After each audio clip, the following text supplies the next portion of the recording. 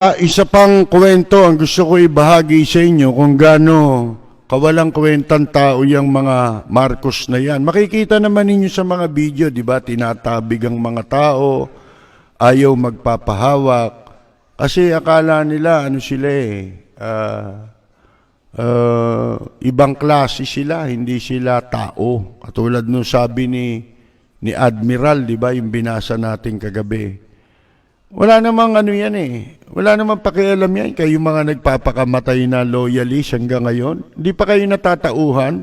Kasi palibasan, hindi naman kayo nila kilala Ang mga dyan, kilala lang dyan, yun lang ang nakikinabang. Panahon ng loyalist, hinuthutan pa kayo ng barya-barya, di ba?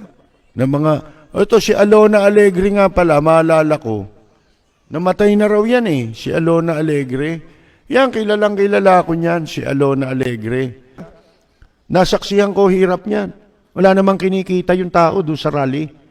Minsan nga, natutulog pa yan sa kubol. Doon sa may tapat ng PICC, nakita ko minsan yan, tinawag ako Sabi niya, saan ka pupuntahan niya? Gabi na uuwi na ako, kako. Nakita ko paghihirap ni Alona Alegre sa kilusan ng mga loyalista ni Marcos. Yan ba mga yan natulungan nila?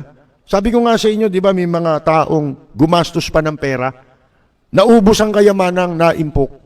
Dahil dyan, inaasahang ibabalik sa kanila. Wala po. Totoo yan, mga kaibigan. Mas maniwala kayo sa amin sapagkat kami may experience. Ang kinukwento ko sa inyo'y karanasan sa mga yan, mga kaibigan. Walang kwentang tao yan. Di ba? Yan ba natulungan nila yan?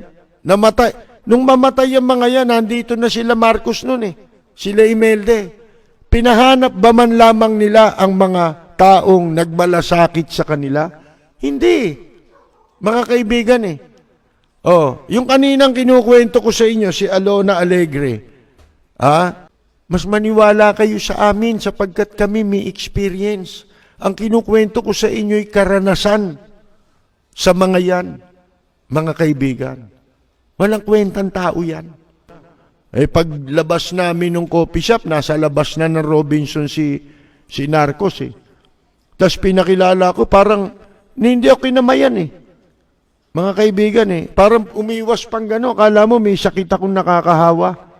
Ganyan yan Totoo yan, mga kaibigan. Ngayon na lang yan kasi wala na siyang ibang pupuntahan Wala na siyang paghahakutan ng supporter mga kaibigan. Kaya pinagtsatsagaan niya na kayo. Ngayon lang yan. Kasi hindi naman kayo makikinabang Kaya huwag kayong magpakabaliw. Mas maniwala kayo sa amin sapagkat kami may experience.